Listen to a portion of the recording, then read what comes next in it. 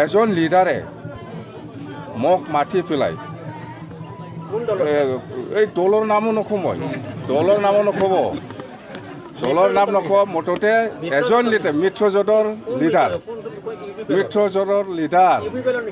এইবিলাক মই কাৰো নাম নলওঁ মিত্ৰজোঁটৰ লিডাৰে দলৰ নেতাই মোক মাতি পেলাই কয় যে আমি এই দলক BTCত ৰাখা নাযাব এইটো আউট কৰিব লাগে মানে একগোট হৈ পেলাই এনেকুৱা কৈছে মই কৈছোঁ এইটোতো আপোনালোকৰ কথা মইতো এতিয়া একো নাই মইতো জিৰ' সেই দলটো BTC পৰা আউট কৰিব লাগে মিত্ৰ দলৰ নেতা এইটো নিৰ্বাচনটো যাব দিয়ক এই নিৰ্বাচনটো যাব দিয়ক ডেডলাইন এনেকুৱা নাই মুঠতে হ'ব 12জনতকৈ বেছি মই বাছিহে লৈছে এইটো দলৰ নামো নক'ম মই যাহা আহি আছে বুলি ল'লেতো আমাৰো বদনাম হ'ব অলপ মানুহটো চাই চিতি ল'ব লাগিব যাহা আহিছে বুলি ল'লে নহ'ব বদনাম হ'ব আকৌ দলটো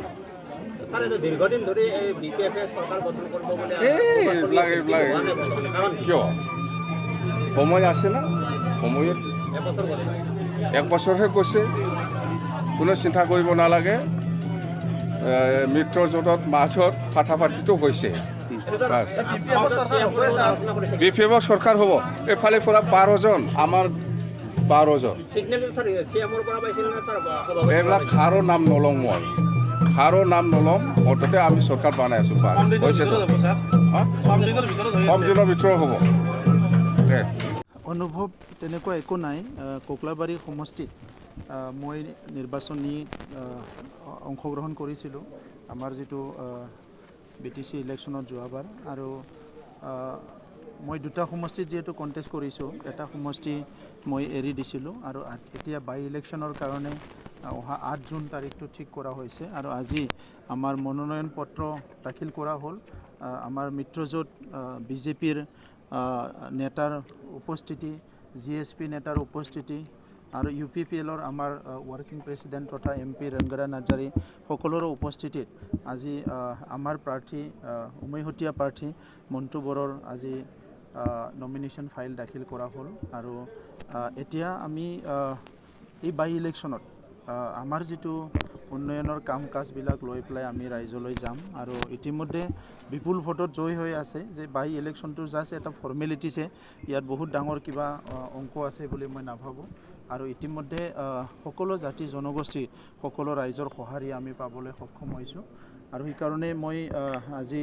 অসমৰ মুখ্যমন্ত্ৰী ডক্টৰ হিমন্ত বিশ্ব শৰ্মা ডাঙৰীয়াক ধন্যবাদ জনাইছোঁ যে তেখেতে আমাৰ ওপৰত সদায় বিশ্বাস ৰাখিছে আৰু তেখেতে আমাক সদায় গাইডেন্স দি আছে যে যোৱা 1.5 বছৰত বড়োলেণ্ড অঞ্চলত আমি শান্তি স্থাপন কৰিবলৈ সক্ষম হৈছোঁ সকলো জাতি জনগোষ্ঠীক নিৰাপত্তা প্ৰদান কৰিবলৈ সক্ষম হৈছোঁ যিটো নেকি দশকৰ পৰা দশক ধৰি ৰাইজে উপলব্ধি কৰি আছিলে সেইকাৰণে যোৱা বাই ইলেকশ্যনতো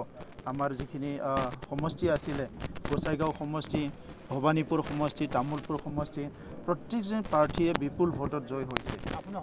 মই নিশ্চয় বেছি পাব বুলি আশাবাদী এই কাৰণে যে যোৱা আমাৰ যিটো কাউন্সিল ইলেকশ্যন সেইটো পৰিৱেশটো বেলেগ আছিলে কিন্তু আজি যিটো আছে BTR অঞ্চলৰ সকলো জাতি জনগোষ্ঠী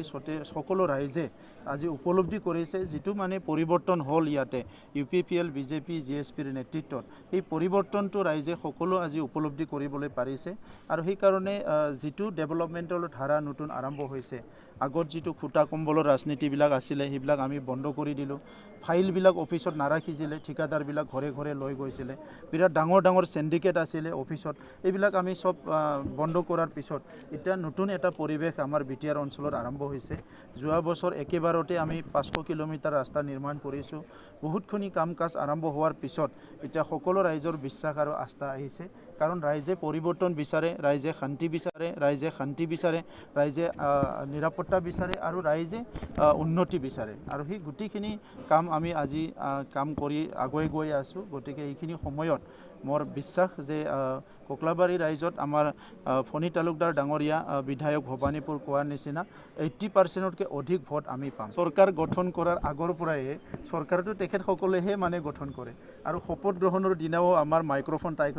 কাঢ়ি কিমান হাকাৰ কৰিলে। ইয়াৰ পিছত প্ৰত্যেক দিনে যোৱা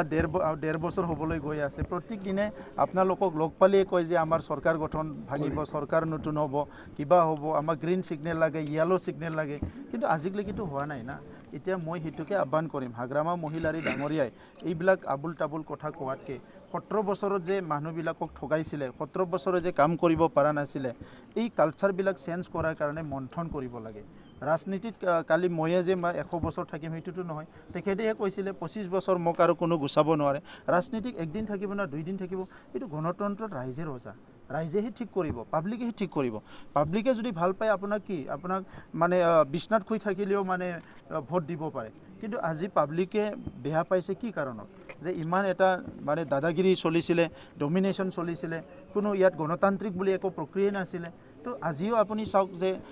কাউন্সিল এই 1.5 বছৰত কিমানবাৰ আমি কাউন্সিল বহিলোঁ, আজিলৈকে তেখেতে কাউন্সিলত উপস্থিত নাই। যদি বড়োলেণ্ড অঞ্চলৰ ৰাইজৰ প্ৰতি দায়বদ্ধতা আছে, ভাল বেয়া কথা ক'ব লাগে, কিবা চিন্তা কৰে, কিবা কাম কৰাটো বিচাৰে, কাউন্সিলতো আহক। কাউন্সিলতে আহিবলৈ সাহস নাই, কথা দুটা ক'বলৈ সাহস নাই, এনেই দূৰে থাকি চৰকাৰ ভাঙিব, কিবা ভাঙিব। সিদিনা কৈছে UPPLৰ পৰা 12 জন যাব, 12 জন যাব লাগিলেতো ময়ো যাব লাগিব না। 12 জন আমাৰ